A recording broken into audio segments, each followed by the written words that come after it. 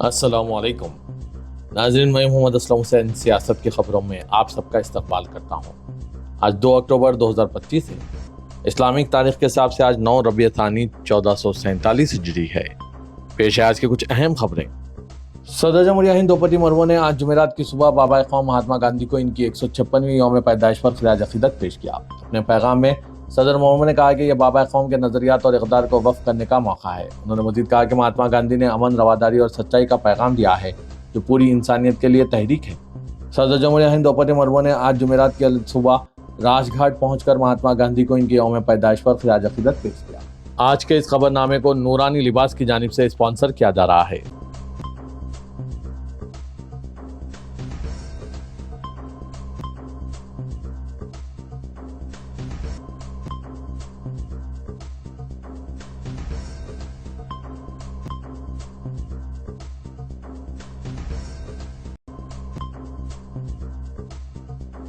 मारूफ classic गुलकार और Padma award याफ्ता फनकार पंडित चुन्नूलाल मिश्रा 51 साल की उम्र में इंतकाल कर गए। उन्होंने आज जुमेरात की अलग सुबह 4:15 पर मिर्जापुर में आखिरी सांस ली। वो काफ़ी अरसे से बीमार थे। इन्हें कुछ दिन पहले BHU में दाखिल कराया गया था, लेकिन इनकी हालत बेहतर होने पर इन्हें छुट्टी दे दी गई थी। इनकी बेटी नम्रता ने अपने वालिद की मौत का ऐलान करते हुए कहा कि वो मिर्जापुर में घर पर थे। आज जुमेरात की सुबह 11 बजे पंडित चुन्नूलाल की लाश मिर्जापुर से वाराणसी ले जाई जा रही है। लोग दिन के वक्त इनकी आखिरी रस्मात अदा कर सकेंगे और इनकी आखिरी रस्मात वाराणसी में शाम 7 बजे अदा की जाएगी। वज़ीर-ए-आज़म नरेंद्र मोदी ने आज 2 अक्टूबर जुमेरात को राजघाट पर महात्मा गांधी को इनकी यौम पैदाइश के मौके पर गुलाह अकीदत पेश किया। मरकजी वजीर मनोहर लाल खिराज अकीदत की तकरीब में वज़ीर-ए-आज़म के साथ थे। इससे कबल वज़ीर-ए-आज़म ने जुमेरात की अलग सुबह सोशल मीडिया प्लेटफॉर्म एक्स पर एक पोस्ट में गांधी को खिराज अकीदत पेश किया। इनकी हिम्मत और खिदमत और हमदर्दी की इक़दार को याद किया। मोदी ने कहा कि कौम विकसित भारत की तलाश में महात्मा गांधी के रास्ते पर चलती रहेगी। गांधी जयंती प्यारे बापू की गैर मामूली जिंदगी को खिराज अकीदत पेश करने के बारे में है। वज़ीर-ए-आज़म नरेंद्र मोदी ने आज जुमेरात को विजयदशमी के मौके पर नेक ख्वाहिशात का इजहार करते हुए इस त्यौहार को बुराई और झूठ पर अच्छाई और सच्चाई की जीत की अलामत करार दिया। अपने सोशल मीडिया प्लेटफॉर्म एक्स पर एक पोस्ट में वज़ीर-ए-आज़म नरेंद्र मोदी ने लिखा, विजयदशमी बुराई और झूठ पर अच्छाई और सच्चाई की जीत की अलामत है। मेरी ख्वाहिश है कि इस मुक़द्दस मौके पर हर किसी को हिम्मत, दानिशमंदी और लगन के रास्ते पर मुसलसिल आगे बढ़ने की तरगीब मिले। मुल्क भर में अपने ख़ानदान के अफराद को विजयदशमी की मेरी दिल की गहराइयों से मुबारकबाद। दशहरा, जिसे विजयदशमी भी कहा जाता है, हिंदुस्तान के सबसे अहम हिंदू त्योहारों में से एक है और ये इस साल यानी आज 2 अक्टूबर को मनाया जा रहा है। ये बुराई पर अच्छाई की फतेह का निशान है। वज़ीर-ए-आज़म नरेंद्र मोदी ने ये बात सोशल मीडिया पर लिखी। राष्ट्रीय स्वयंसेवक संघ ने आज जुमेरात को अपनी बुनियाद के 100वें साल के मौके पर पुणे में पथ संचलन यानी रूट मार्च का इनेकाद अमल में लाया। महाराष्ट्र के वजीर चंद्रकांत पाटिल, मरकजी वजीर मुरलीधर मोहोल और बीजेपी की रुकन पार्लियामेंट मेधा कुलकर्णी भी शुरा में शामिल थी। उन्होंने छत्रपति शिवाजी महाराज के मुजस्मे पर फूल चढ़ाए। शहरी हवाबाजी और ताउन के वजीर मुमलिकत मुरलीधर मोहोल ने ANI को बताया, ये सब के लिए बहुत खुशी का लम्हा है कि आज संघ के क़याम के 100 साल मुकम्मिल हो गए हैं। वज़ीर-ए-आज़म नरेंद्र मोदी ने आज जुमेरात की सुबह साबिक़ वज़ीर-ए-आज़म लाल बहादुर शास्त्री की यौम पैदाइश के मौके पर विजय घाट पहुंचकर इन्हें खिराज अकीदत पेश किया। वज़ीर-ए-आज़म नरेंद्र मोदी के साथ दिल्ली के लेफ्टिनेंट गवर्नर VK सक्सेना और वज़ीर आला रेखा गुप्ता भी मौजूद थी। सोशल मीडिया प्लेटफॉर्म एक्स पर एक पोस्ट का इश्तराक करते हुए PM मोदी ने लाल बहादुर शास्त्री की दियानतदारी, आजिज़ी और अज़्म की तारीफ की और इन्हें एक गैर मामूली सियासतदान करार दिया। वज़ीर-ए-आज़म नरेंद्र मोदी की जानिब से राष्ट्रीय स्वयंसेवक संघ यानी RSS की तारीफ किए जाने और इसे मुल्क की अहम तरीन तंजीम करार देने के बाद कांग्रेस पार्टी ने सख्त रद्दअमल जाहिर करते हुए सरदार वल्लभ भाई पटेल का एक तारीखी खत याद दिलाया।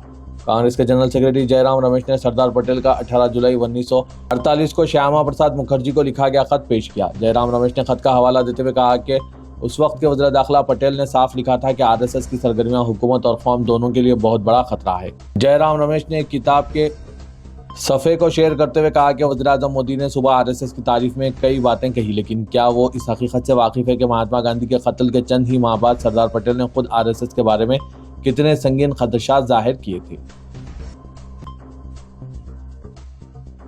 साबिक़ रुकन पार्लियामेंट कुंवर दानिश अली को इनकी रिहाइशगाह पर नजरबंद करने की इत्तला मौसूल हुई है। रिपोर्ट के मुताबिक दानिश अली बरेली जाने की तैयारी कर रहे थे, जहां हाल ही में एहतजाज के दौरान पुलिस कार्रवाई पर हंगामा हुआ था, लेकिन पुलिस ने इन्हें अमरोहा वाक़े घर से बाहर नहीं निकलने दिया। इनकी रिहायशगाह के बाहर पुलिस की भारी नफरी तैनात कर दी गई है। उत्तर प्रदेश पुलिस की इस कार्रवाई के खिलाफ दानिश अली और कांग्रेस हामियों ने शदीद एहतजाज किया है।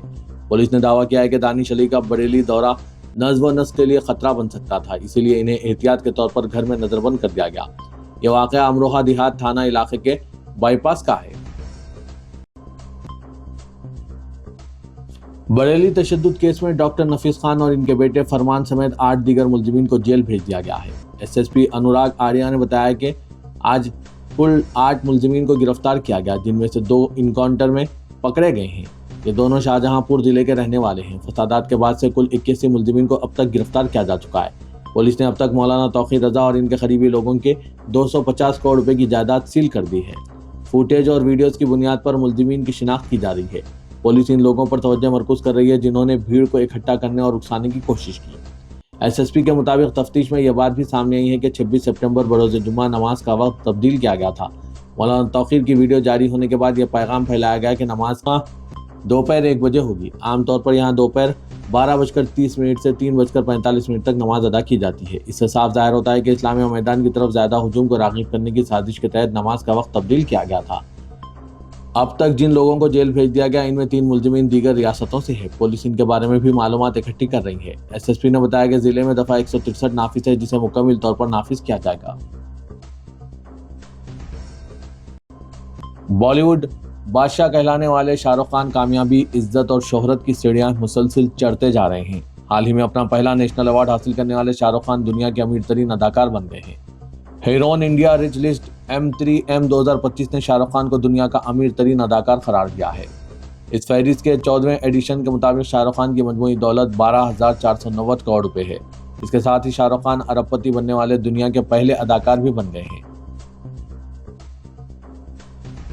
मौलाना तौकीर रजा खान की कॉल पर शहर में जमा हुए हुजूम और इसके बाद हुए हंगामे के बाद गुज़िश्ता रात आला हजरत खानदान की तरफ से एक मुश्तरका बयान जारी किया गया है।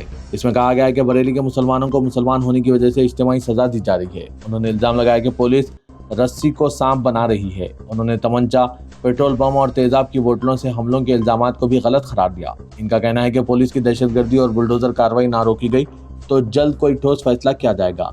दरगाह के सरबराह हजरत सज्जानी मियाँ की रिहायशगाह पर एक प्रेस कॉन्फ्रेंस में तौसीफ मियाँ ने अहले खाना का एक बयान पढ़कर सुनाया।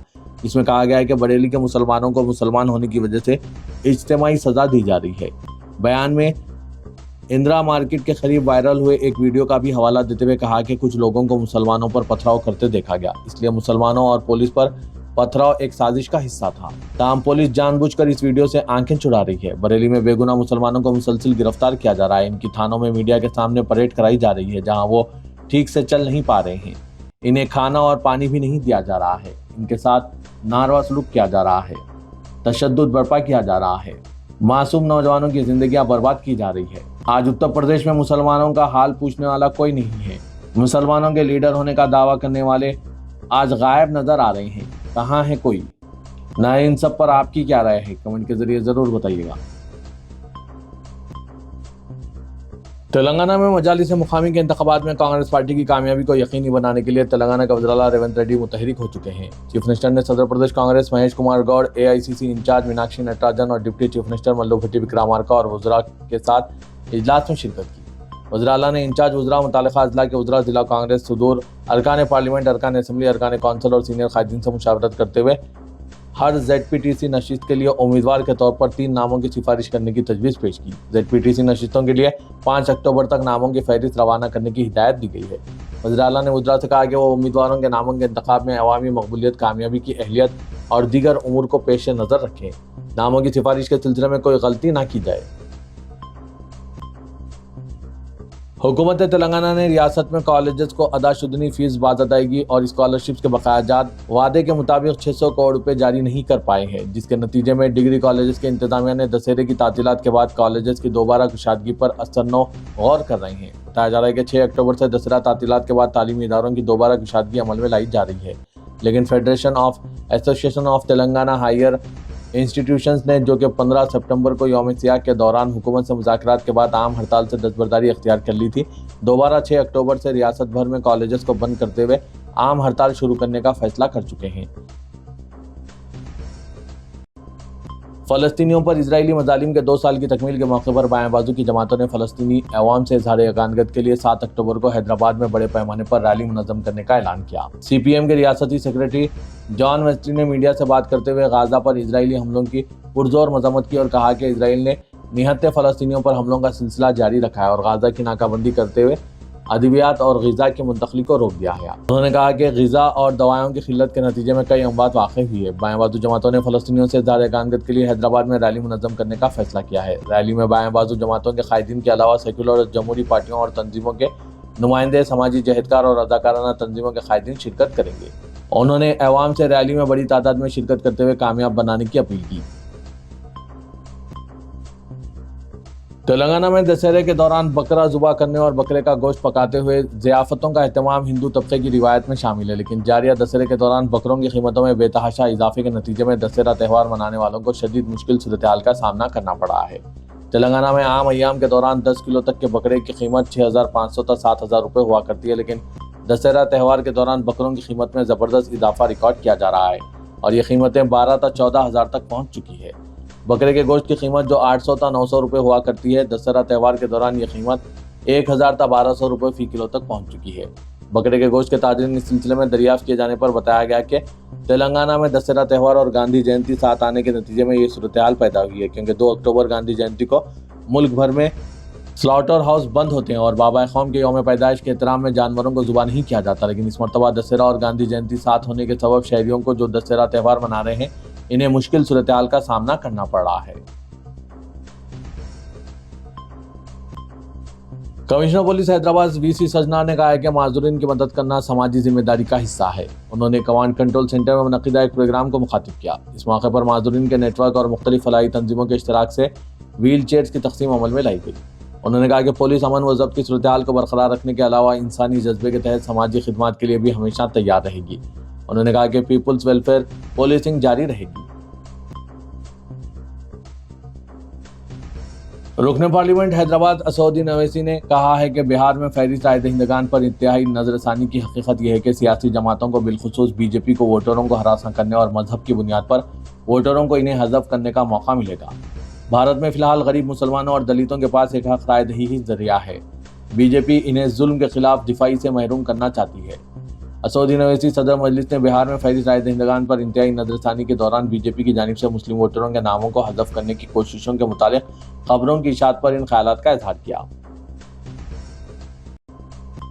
तेलंगाना के वज़ीर-ए-आला रेवंत रेड्डी ने दशहरे के मौके पर तेलंगाना के अवाम को दिली मुबारकबाद पेश की। उन्होंने कहा कि दशहरे का त्यौहार तेलंगाना की मुनफरिद व सकाफती ज़िंदगी में खास मुकाम रखता है और ये बुराई पर अच्छाई की फतेह की अलामत के तौर पर मनाया जाता है। तेलंगाना मुख्तलिफ बरादरियों की यकजहती की मिसाल भी पेश करता है। चीफ मिनिस्टर रेवंत रेड्डी ने कहा है कि बुजुर्गों से दुआएं लेना और नीलाकंठ परिंदे को देखना तेलंगाना में इस त्यौहार के दौरान नेक शगुन समझा जाता है।